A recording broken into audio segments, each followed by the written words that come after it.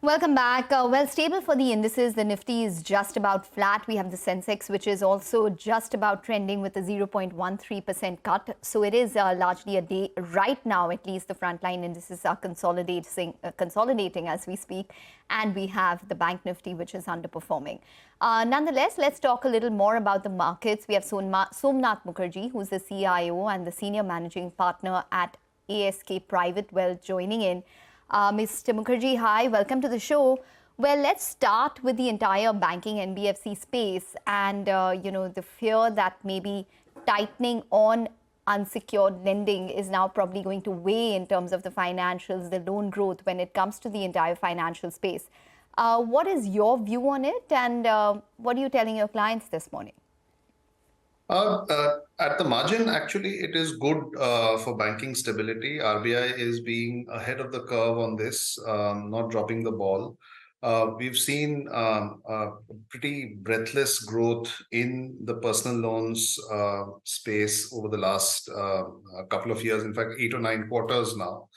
And it is always good to take pauses and corrective actions while we are still at the growth and build out phase rather than trying to address a problem once that's occurred.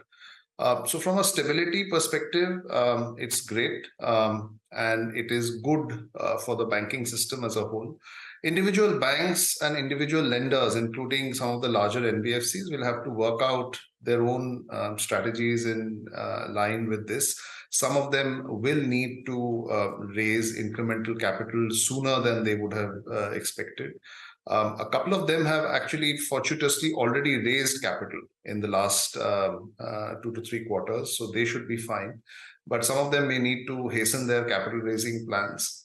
But key to lending, and we've seen this since 2008 financial crisis, key to discovering value in lenders in any lending platform is that the stability comes first, and then you can add value on top of that. And this clearly is a case of RBI being very cautious in terms of ensuring systemic stability. And so while there will be a little bit of blip and a little bit of tremors in some of the stocks, both banks as well as NBFCs, where the growth on the personal and unsecured loan side have been very high.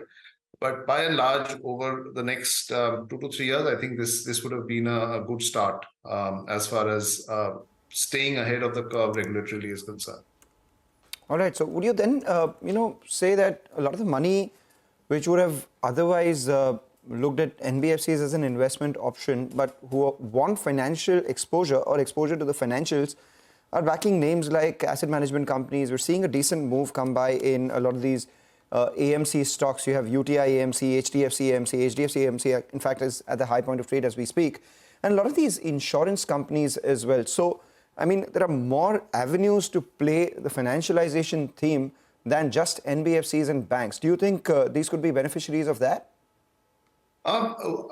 Even without this, the play on India financials has been for quite a few years now, a bit broader than just lenders.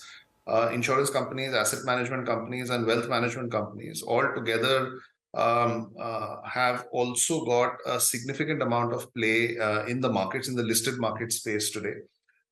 So will this result in a little bit of intra-sectoral rotation away from lenders into some of these fee-generating, non-lending kind of businesses? Possibly. Especially because a number of them, especially insurance companies and asset management companies, have lagged in the last couple of years due to various reasons, several of them systemic in nature. So some of it in terms of capital rotation could well happen. But the broader India financials opportunity has always been of more than just lenders. It's lenders plus a whole range of other alternative financial institutions that are not lending in nature, but fee-based revenues in nature. Okay, well, since we are talking about the entire financial space, Mr. Mukherjee, just wanted to ask you about a couple of the rate sensitives. 2 sections of stocks which have been doing extremely well is one, the real estate space, where there's so much positive news about festive sales in the city of Mumbai. And the other section is the entire auto space. A lot of these auto stocks are at fresh 52-week highs. Hero came out with a very strong indication in terms of festive sales. What is your sense on both of these counters? What do you like in terms of the real estate as well as the auto space? Do you think it's good, it's up for more gains from here on? Right. So I'm actually a little bit curious why people still call them rate sensitive, simply because we've seen in the last couple of years a fairly sharp, at least for this year, a very sharp increase in interest rates across the world, and India has not gone untouched by that. And some of the traditional so-called rate-sensitive sectors have done rather well in that scenario. That includes real estate and a range of high-ticket consumer discretionaries, including automobiles. So a large part of it is on account of the fact that one, underlying consumption demand, especially at the top 5 or 10% of the population, remain very strong. And we don't see too many indicators that militate against that trend yet. And secondly, India's tightening on the monetary policy side has been rather more mild compared to what we have seen in the rest of the world, certainly in the developed world, in the US and Europe. That's again thanks to some fairly nifty management by RBI, plus our own intrinsic factors at play. As a result of which, we haven't seen the sort of shock on yields that, say, the US Treasuries have seen. So currently, we seem to be at the peak of the rate cycle, globally as well as in India. Nothing in the horizon suggests that rates are going to go up from these levels significantly. So if indeed these sectors are rate sensitive, then they should continue to do even better, given that we are probably peaked out on rates. But I think it's a bit of a flashing, sort of loosely worded thing to say a bunch of sectors are rate sensitive.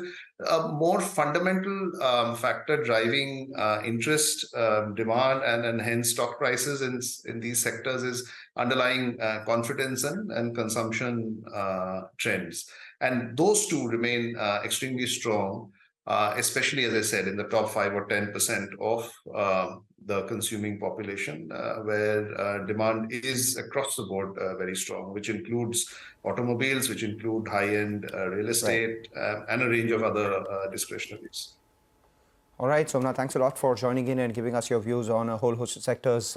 This time around, our discussion, unfortunately, was limited to the financials or rate sensitives around that itself, but look forward to having more conversations with you. Take a short break, come back, focus on the markets and a bunch of individual stocks which are on our radar.